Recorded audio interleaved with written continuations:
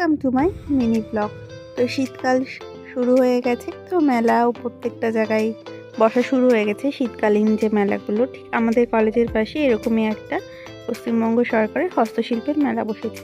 সেখানে ঘুরতে এসেছি, দেখছি অনেক কিছু বসেছে। প্রথমেই একটা গেছিলাম হজমিগুলির দোকানে, আমাদের টেস্ট করালো হেব্বি খেতে। এই পোড়ামাটির জিনিসগুলো স্টার্টিং হচ্ছে 100 থেকে।